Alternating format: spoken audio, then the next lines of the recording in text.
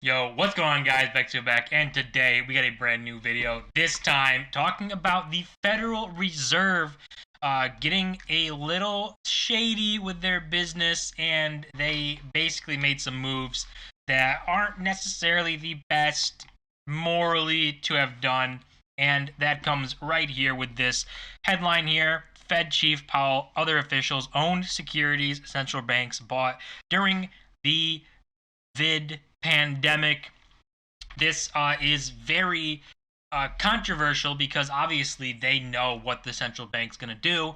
And if they front run what the central bank does, then they can make a lot of money basically by using other people's money or printing money that goes after when they put their money in. So it's just something, it's basically insider trading. Like, they know what the central bank's going to do, they can front run it, make a bunch of money, and it's just they don't see anything that could happen or be wrong with that. So there's a lot wrong with it, but this says that Jerome Powell has ordered a review of the ethics rule.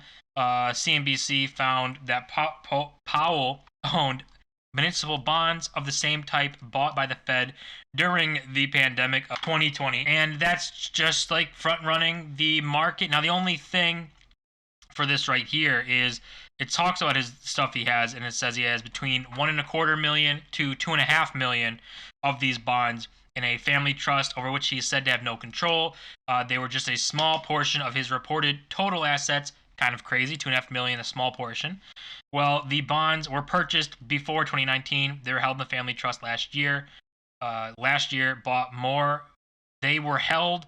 Well, the Fed last year bought more than $5 billion in those bonds, including ones from the state of Illinois purchased by his family trust in 2016. So the big problem here is obviously that he has these bonds. He's had them before the whole thing started, in that they were purchased before 2019, it says.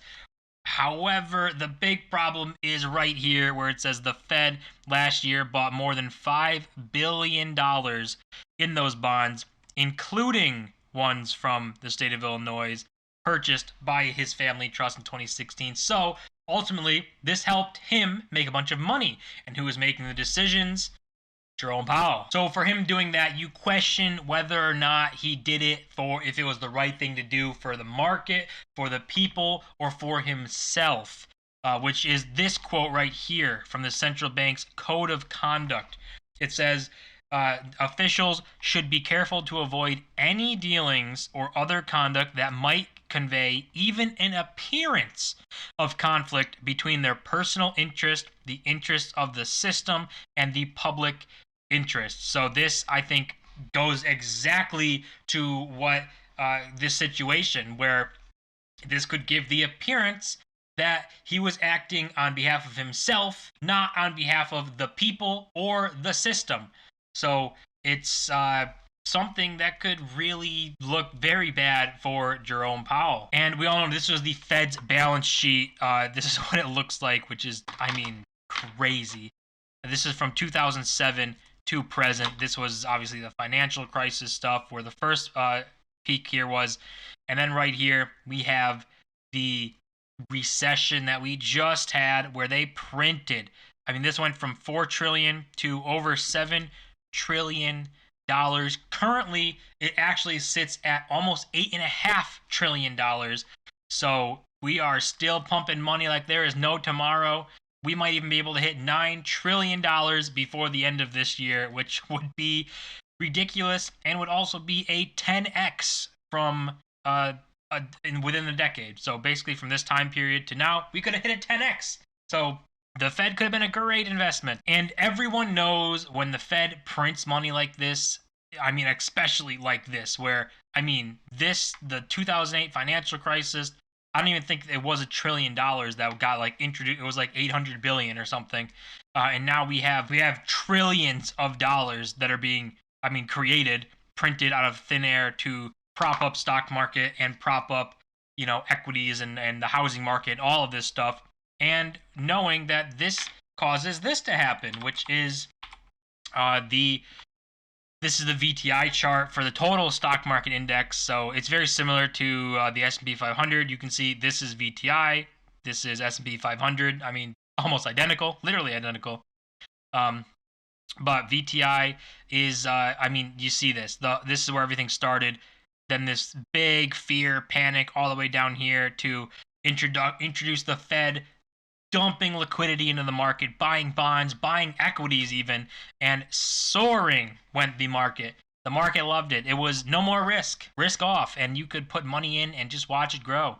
I mean, we can look at big companies like Tesla even. This was around the time right here actually was where this started happening. You see the turn down. You zoom out and see, wow, they printed a lot of money. You could say Tesla had a lot of hype, innovation, did all this and that. So let's take a bigger company, the biggest company in the world, Apple. They went from right here was this crash, about literally right here. You see this going down. They went from $81 to $53 at $53.44 at the lowest. These are post-split prices, so Apple wasn't this price at the time. It was in the hundreds, but this is post-split prices. And you see this turn down, and then you see everyone say, oh, the Fed's going to put trillions and trillions of dollars into the market. Apple is going to benefit from it. Apple has access to this money. They're the biggest company in the world. So you see the explosion in Apple price to new all-time highs. I mean, from the bottom 50, you can go from the bottom 53.15 to the top 157.26. So over $100 per share increase. That is ridiculous. Those are post-split numbers, but it is still, you could have easily tripled your money basically in this stuff with just Apple, which would be considered the lowest risk company in the world. Like, Apple is not going to disappear tomorrow. So we all know when the Fed does this, those are what happens to prices of assets. They explode. If you look into real estate went absolutely parabolic. Like, that stuff went crazy. And if you are on the inside of the Fed and you were, say we're at this point right here, right before, this point would be like max pain. You know that what the Fed's got to do. You know the markets are bleeding and are at like very low levels. They just crashed. And if you know that the Fed's next move is this, a giant like $3 trillion almost, something like that, $1 trillion move up. If you know that's coming and you front run the market, then are you acting in your own best interest to make yourself a bunch of money, in the market's best interest, or the people's best interest, which are all three very different things and kind of hard to put on the same page. But if you throw personal interest out the window, so if you take this, personal interest, interest system, and public interest. Personal interest, not necessarily always going to be on the same page as the other two, but interest of the system. So the market, obviously you don't want the market to crash.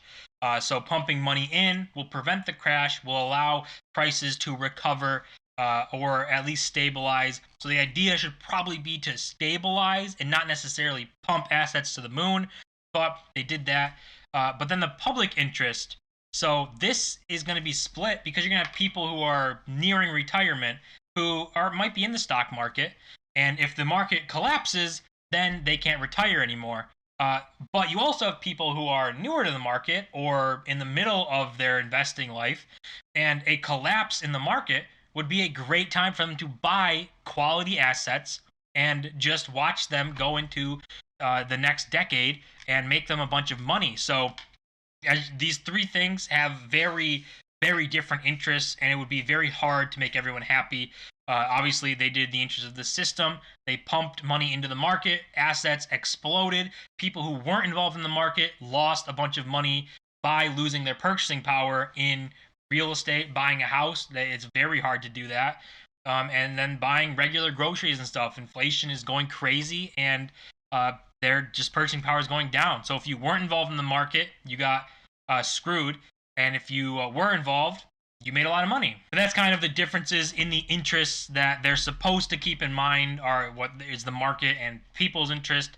but those can be very, very vastly different with different outcomes depending on which one you go inside with.